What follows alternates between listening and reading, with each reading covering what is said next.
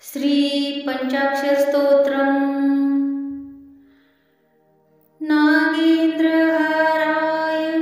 त्रिलोचनाय भस्मांगरागाय महेश्वराय। नागेन्द्रहाराय त्रिलोचनाय भस्मांगरागाय महेश्वराय।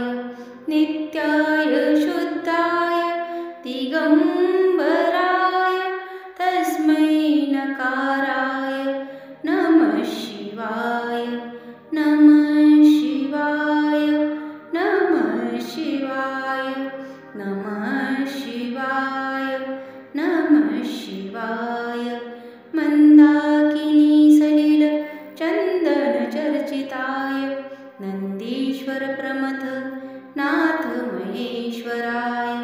मंदाकिनी सलिल चंदन चर्चिताय नंदीश्वर प्रमथ नाथ महेश्वराय। मंदार पुष्प बहुपुष्प सुपूजिताय तस्मै कराय नमः शिवाय।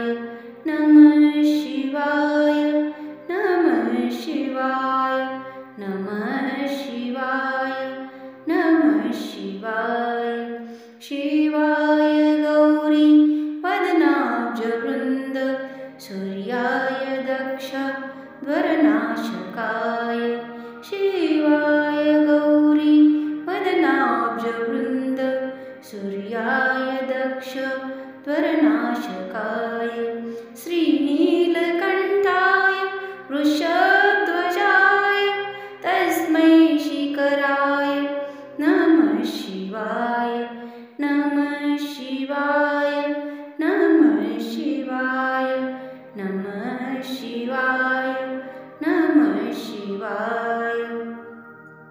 वसिष्ठ कुम्भोद्भव गौतमार्य मुनीन्द्रदेवार्चित शेखराय। वसिष्ठ कुम्भोद्भव गौतमार्य मुनीन्द्रदेवार्चित शेखराय। चन्द्रार्कवेश्व वानरलोचनाय तस्मै वकराय नमः शिवाय। नमः शिवाय नमः शिवाय नमः शिवाय नमः शिवाय। यक्षस्वरूपाय जटाधराय पिनाकहस्ताय सनातनाय।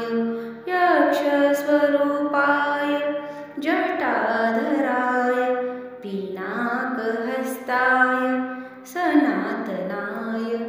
दिव्याय देवाय दिगंबराय तस्मै यकाराय नमः शिवाय। नमः शिवाय नमः शिवाय नमः शिवाय नमः शिवाय। पंचाक्षरमिन्दं पुण्यं यः पठेत् शिवा सान्निध्यो शिवलोकं वा प्रगति शिवेन सह मोदते। इति श्रीमद्राचार्य च विरचितं शिवपञ्चाक्षरस्तोत्रं सम्पूर्णम्।